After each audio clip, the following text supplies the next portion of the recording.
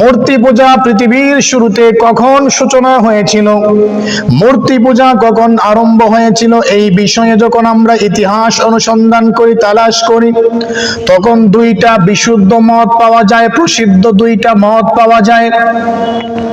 এক নম্বরের মত হলো আল্লাহর রাসূলের একজন সাহাবী আব্দুল্লাহ ইবনে আব্বাস রাদিয়াল্লাহু তাআলা আনহু এবং একজন প্রসিদ্ধ ইতিহাসবিদ মুহাম্মদ ইবনে কাব কুরাজি রাহমাতুল্লাহি আলাইহি, এই দুই ব্যক্তির মতে সর্বপ্রথম পৃথিবীর ইতিহাসে মূর্তি পূজার সূচনা হয়েছিল হযরতে আদম আলাইহিস সালাতু ওয়াস সালামের পর থেকে।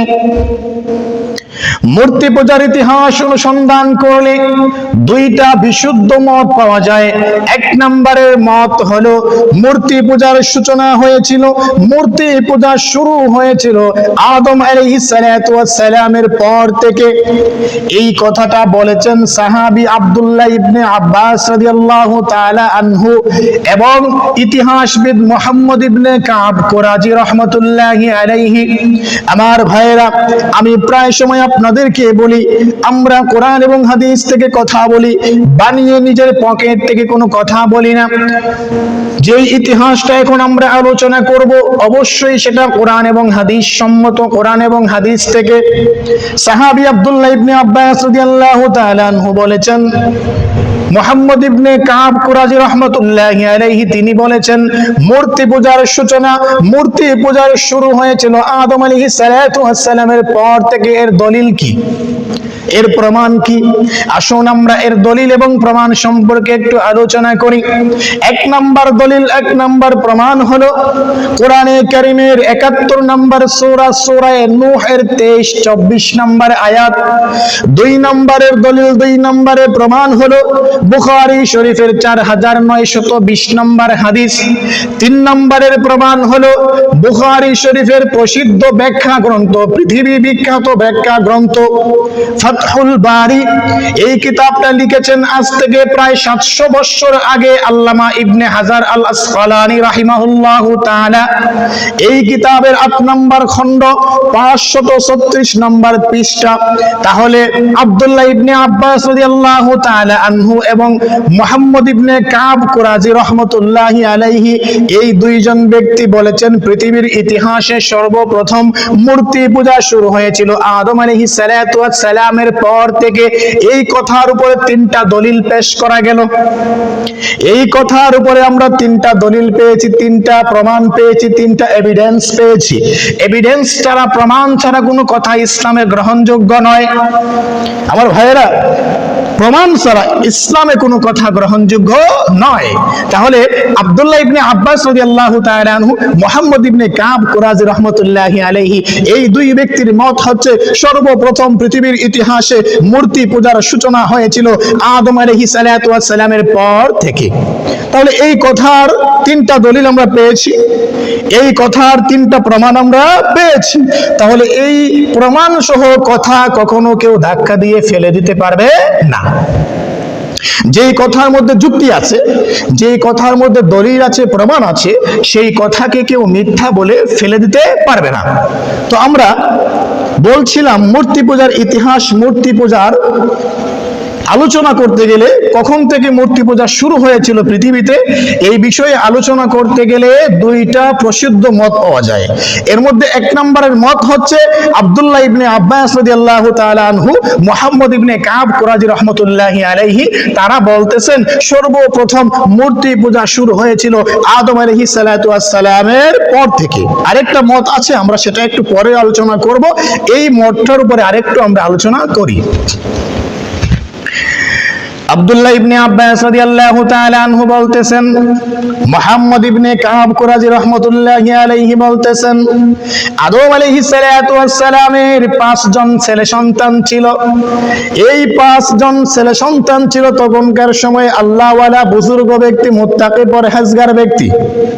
ওই ৫ জন ব্যক্তি খুবই ভালো মানুষ ছিলেন, আল্লাহওয়ালা বুজুর্গ ব্যক্তি ছিলেন। সব সময় আল্লাহ বিল্লাহ করেছেন, আল্লাহ তাআলার দেখানো পথ অনুযায়ী চলেছেন, আল্লাহ তাআলার অবাধ্য কখনো হন নাই, নাফরমানি কখনো করেন নাই, শয়তান ধোঁকা দিয়ে তাদের মাধ্যমে কোনো অপরাধ সংগঠিত করতে পারে নাই। আব্দুল্লাহ ইবনে আব্বাস রাদিয়াল্লাহু তাআলা আনহু, মুহাম্মদ ইবনে কাব কুরাজি রাহমাতুল্লাহি আলাইহি তারা বলতেছেন, আদম আলাইহিস সালাতু ওয়াস সালামের 5 জন পুত্র সন্তান ছিল যারা খুব আল্লাহওয়ালা মুত্তাকি পরহেজগার ছিল।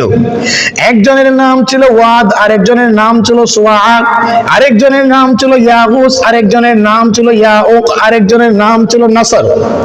এই 5 জন ব্যক্তি, একজনের নাম ওয়াদ, আরেকজনের নাম সুয়া, আরেকজনের নাম ইয়াগুস, আরেকজনের নাম হচ্ছে ইয়াউক, আর 5 নম্বর যে তার নাম হচ্ছে নাসর। এই 5 জন ব্যক্তি আদম আলাইহিস সালাতু ওয়াস সালামের সন্তান ছিলেন। ওরা ছিলেন আল্লাহওয়ালা বুজুর্গ মুত্তাকি পরহেজগার মানুষ। এখন আমার ভাইরা, এখানে আরেকটা কথা, এই 5 জন ব্যক্তি আল্লাহওয়ালা বুজুর্গ, এরা যে আদম আলাইহিস সালাতু ওয়াস সালামের সন্তান ছিলেন, এখানে একটা কথা আছে। সেই কথা হচ্ছে, এই 5 জন ব্যক্তি আদম আলাইহিস সালাতু ওয়াস সালামের ঔরসজাত সন্তান নাকি বংশীয় সন্তান। এখানে দুইটা কথা হতে পারে। হতে পারে আদম আলাইহিস সালাতু ওয়াস সালাম এই 5 ব্যক্তির ঔরসজাত পিতা ছিলেন, অথবা হতে পারে আদম আলাইহিস সালাতু ওয়াস সালাম এই 5 ব্যক্তির বংশীয় পিতা। এই দিক থেকে আদম আলাইহিস সালামের সন্তান বলা হয়েছে। বাস্তবে উনি আদম আলাইহিস সালাম এই 5 ব্যক্তির ঔরসজাত পিতা ছিলেন নাকি বংশীয় পিতা ছিলেন, এই ব্যাপারে স্পষ্ট কোনো মত নেই। তবে আমরা দুটাই ধরতে পারি, দুইটা বিষয় হওয়ার সম্ভাবনা আছে, আমরা দুইটাই ধরে নিতে পারি।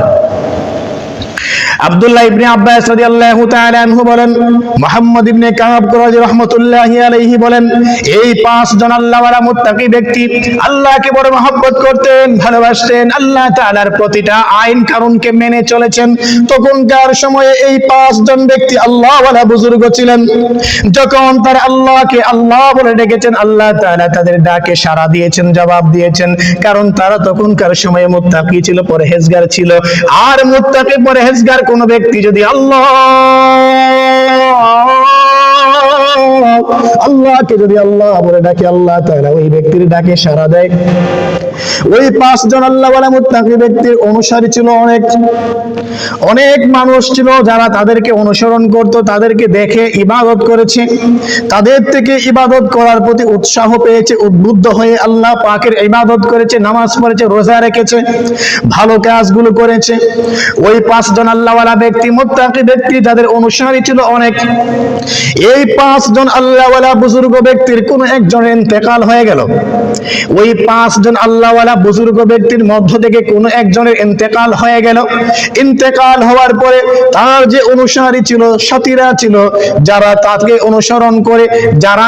অনুসরণ করে ইবাদত করেছে, নামাজ পড়েছে, রোজা রেখেছে, আল্লাহ তাআলার ভালো কাজগুলো করেছে, ওই সমস্ত অনুসারীদের ভিতরে একটা ব্যতিক্রমী প্রভাব দেখা দিল। ওই ব্যক্তির ইন্তেকালের পরে অনুসারীদের মধ্যে, সাথীদের মধ্যে একটা মিশ্র প্রতিক্রিয়া দেখা দিল, অর্থাৎ সবাই বেহুশ হয়ে গেল, পাগল হয়ে গেল, উন্মাদ হয়ে গেল। ওই আল্লাহওয়ালা ব্যক্তির মৃত্যুর শোক তারা সহ্য করতে পারে নাই। এই মৃত্যুর কারণে তাদের হৃদয়টা ব্যথিত হয়ে যায়, মন মানসিকতা নষ্ট হয়ে যায়, কান্নায় ভেঙে পড়ে, মাথার চুলগুলো টেনে টেনে ছিঁড়ে ফেলতে থাকে, মুখের দাড়িগুলো টেনে টেনে ছিঁড়ে ফেলতে থাকে।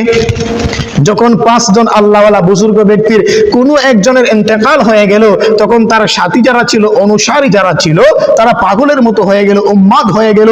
এমন পাগল হয়েছে, ওনার মৃত্যুর সুখ তারা সহ্য করতে পারছে না, কিছুতেই মেনে নিতে পারছে না। না, উনি মরতে পারে না, উনি মরতে পারে না, এটা হতে পারে না। তাদের ভিতরে এমন একটা ভাব তৈরি হয়েছে, কেউ মাথার মধ্যে আঘাত করতেছে, পাথর দিয়ে আঘাত করতেছে, চেহারায় থাপড়াচ্ছে, এটা সহ্য করতে পারছে না। তখন শয়তান মনে মনে চিন্তা করলো, এই জাতি যেহেতু এই ব্যক্তির জন্য এতটাই উন্মাদ হয়েছে, এতটাই পাগল হয়েছে, তাহলে এদেরকে দিয়ে একটা বড় ধরনের